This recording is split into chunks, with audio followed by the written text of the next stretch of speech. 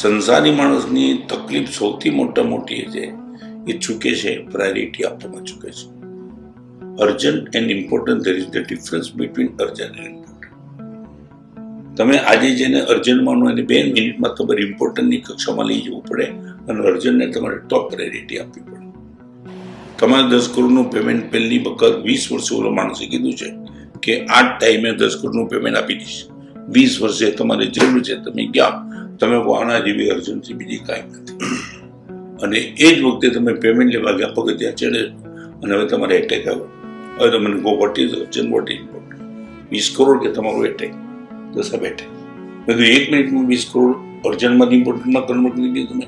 કેમ? કારણ કે 20 કરોડ ના આવે તો તમારી જિંદગી જોખમમાં નથી. એટેક. બસ આ હું કહું છું. આખો તમારો સંસાર એટલા માટે ડિસ્ટર્બ છે કે તમે અર્જન્ટ ઇમ્પોર્ટન્ટ વચ્ચેની ભેદરેખા સમજી જ નથી. તમારા પિતાજી કે જે મારું ઓપરેશન કર્યું ગૌરાંગે સેફીમાં, એમને મને સરસ વાત કરી, સાહેબ મારે તો બહુ મોટી એપોઇન્ટમેન્ટ આપવી પડે છે.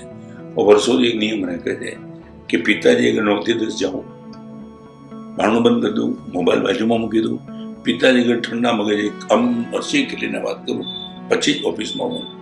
આટલું બધું બિઝી હોવા છતાં સાહેબ મારા માટે પિતાજી અર્જન્ટ. 9 થી 10 એમની સાથે વાત તો ગુડ લાઈફ. એટલે સૌથી સંસારી માણસોની મુશ્કેલી છે કે ઇમ્પોર્ટન્ટ અર્જન્ટ વચ્ચેની ભેદરેખા, અને એના માટે સંસારી માણસો બધા ડિસ્ટર્બ છે. એની પ્રાયોરિટી એને પોતાને ખબર નથી પડતી. મારું ફેમિલી પહેલું હું કહું છું. ઘણા મને પૂછે સાહેબ પ્રાયોરિટીનું કહું છું.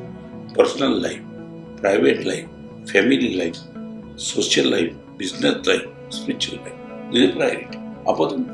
તમે કહી શકો છો સાહેબ 10 વાગ્યા પહેલા હું કોઈની સાથે મોબાઈલથી વાત નહીં કરું, નથી કહી શકતા. ચાલો પૈસા માટે વાત નહીં કરું એટલું નક્કી કરો. અરે ત્રીજી વાત, તમે ઘરમાં હો, તમારા પરિવાર સાથે તમારી વાત ચાલતી હોય, એવા ટાઈમે તમારે કોઈનો ફોન આવે તો તમે આનું બલિદાનનો ગોલા નથી. તમે એની સાથે વાત કરીને તમારા ફેમિલી લાઈફનું બલિદાન આપો. તમે કહો છો તારી સાથે પછી વાત કરું છું, એને લાગે છે કે અમે તો પ્રાયોરિટીમાં છીએ જ નહીં, આ જ પ્રાયોરિટી. અને ઓલો ખાલી એટલું કેમ સૌરભભાઈ મજામાં જાઓ.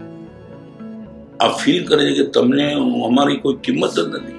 2 બદામનો માણસ તમારે અમારી સાથેની વાત ખાલી તમારા ઘરમાં હો ત્યારે તો ફેમિલીને પ્રાયોરિટી આપો નહીં. તો આ વ્યવસ્થા તો કેવી રીતે? I meet twice with my family members per day.